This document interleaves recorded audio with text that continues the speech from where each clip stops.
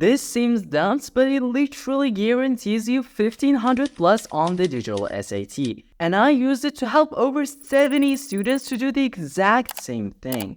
Getting 1500 plus all comes down to a dumb but simple trick that anyone can do in 5 minutes. And I'm about to show you how to use it to finally escape the low SAT score trap forever. Now, I'm gonna show you the dumb but super effective strategy that you can literally copy and paste to get 1500 plus fast.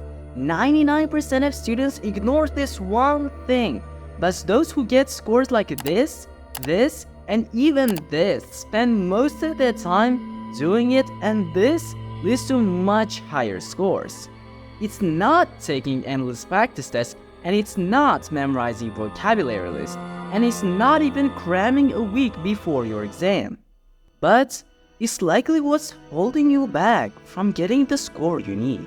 And if you continue to ignore it, it will take you years to increase your SAT score. However, if you commit to spending just 30 minutes to an hour per day on this simple yet often overlooked technique until your exam, your score will likely improve to 1500 plus in the next 1 to 3 weeks. And it's called targeted error review. And this is by far the powerful thing that you can do to boost your SAT score quickly. Here's how it works. You're gonna sit down for 30 minutes to an hour per day, and instead of cranking out more practice tests like everyone else, you will spend that time reviewing every single mistake you've made on past practice tests in detail. Now, here's where most students go wrong. They think they're doing error review, but they're doing it wrong. What they usually do is just glance at their mistakes and say, "Oh, I see what I did there," and move on. They think they've learned from it, but then they make the exact same mistake in the next test. It's a shallow review that only touches the surface. But high scorers don't just glance at mistakes, they dive deep.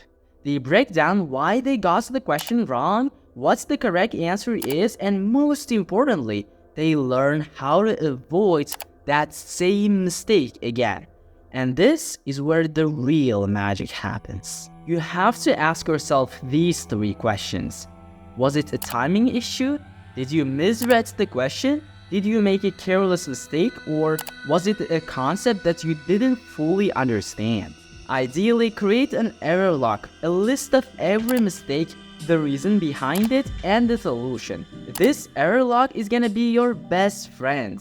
Every day, revisit this log and drill those specific types of questions until they no longer trip you up. But most students never keep an error log. They just move from practice test to practice test, hoping their score magically improves. But high-scoring students know that turning weaknesses into strengths is the key to rapid improvements. And this is the one thing that every high-scoring student focuses on the most. But I've seen so many students who feel like they've prepared effectively, put in the hours, done practices after practices, and yet when they sit down for the real deal, when they take a blue book practice test, they still don't get the score they deserve.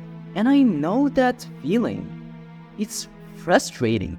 All that hard work feels wasted. You've done everything you thought you should, and it isn't enough. And to be honest, you deserve a high score on the SAT. But here's the truth.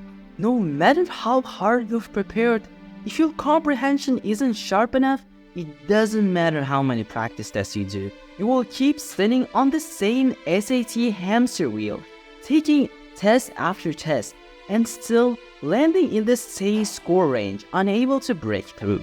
Here's what most students don't realize.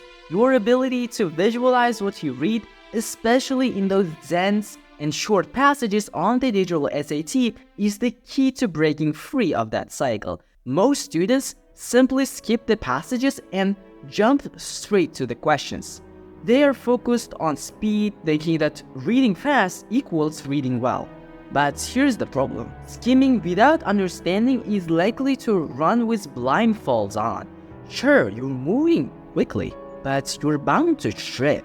And that's the difference between those who master the SAT and those who get stuck in the same bracket over and over again. Now, here's the second strategy you need, which is visualization. This is the one thing that students who score 1500 plus excel at, but almost everyone else ignores. If you can't picture what you're reading in your head as clearly as you were watching it on a screen, your comprehension will always lag behind, so will your score. Here's how it works. Every time you read a passage, whether it's in practice test or on test day, you need to turn those words into mental images. As you read each sentence, ask yourself, what does this look like?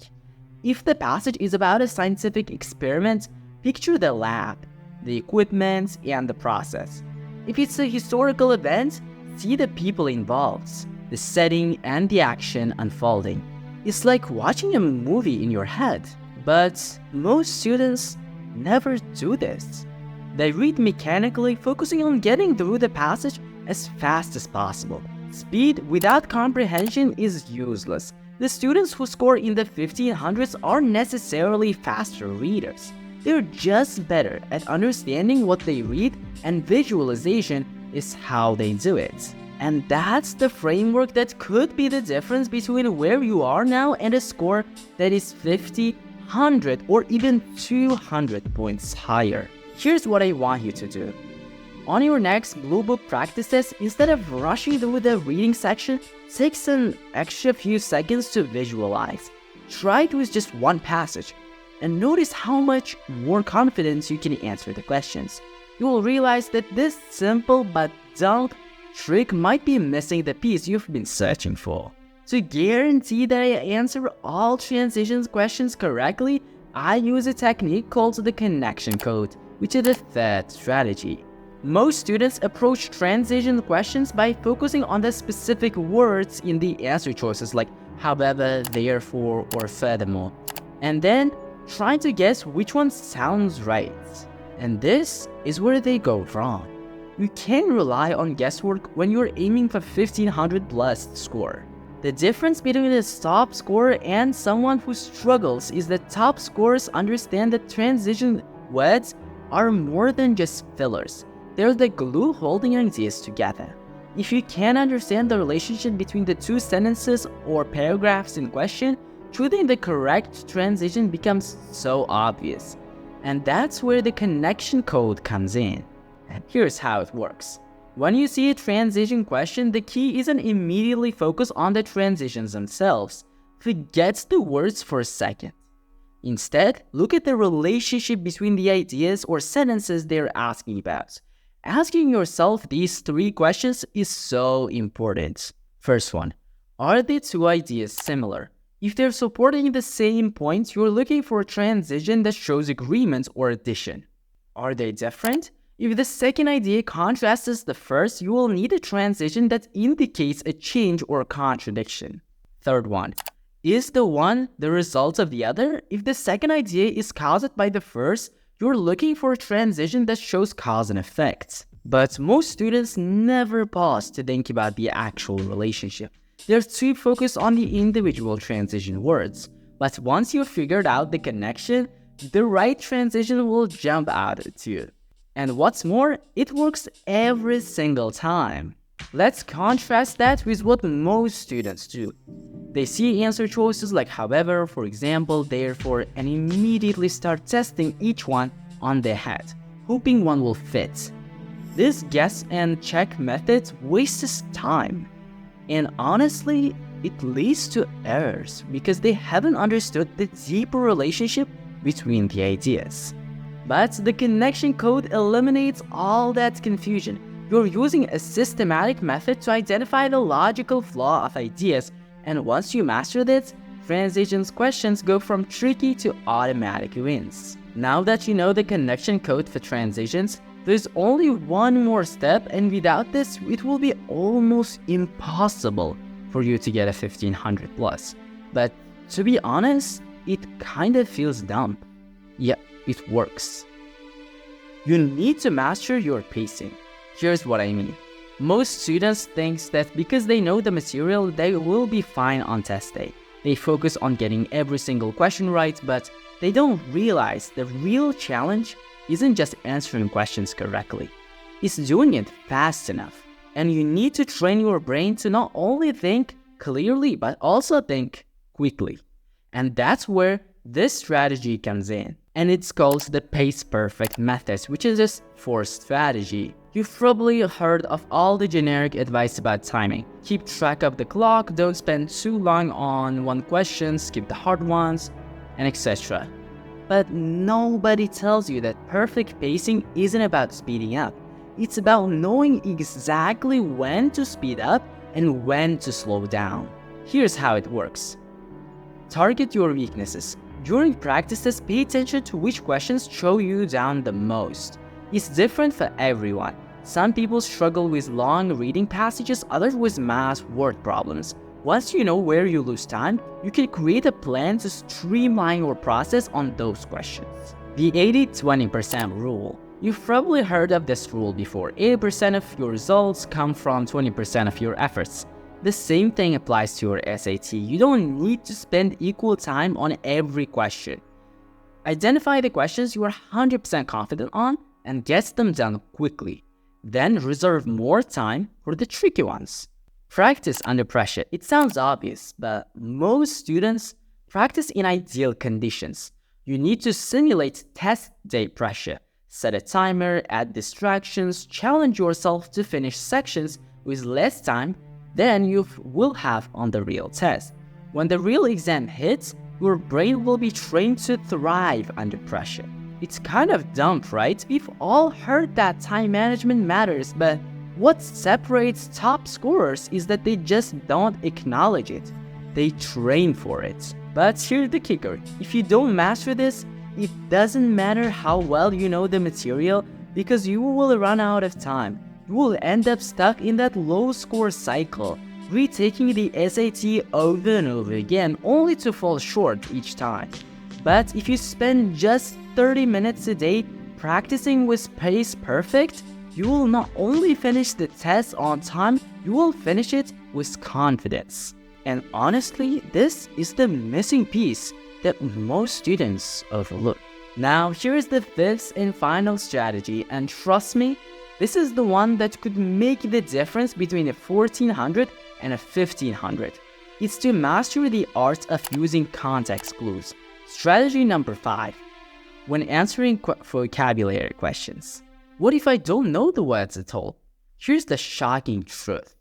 Most students rely on rote memorization, cramming lists of words only to forget them on test day. But here's the secret. You can often deduce the meaning of a word by understanding the context in which it appears. Imagine this. You encounter a word like equanimity in a passage about stress management. Instead of panicking because you've never seen it before, you can confidently figure out it by looking at the surrounding sentences. Here's how you can effectively use context clues. The first one. Look for synonyms or antonyms. Authors often give hints about a word's meaning through nearby synonyms or antonyms. The next way is using word parts. Did you know that vocabulary words share common roots? Breaking down complex words into their components can instantly give you insights. For example, the prefix anti usually means against. This knowledge helps you understand words like antibiotic. If you comment the strategy below, I will randomly select 2 of you for a free 30-minute consultation with me to help you achieve your SAT goals. What if this one comment could change your entire test experience? Comment now for your chance to win. These strategies are just the first step of mastering the SAT. That's why I created a video where I solve the hardest questions you must understand. These are the curveballs that catch so many students off guard.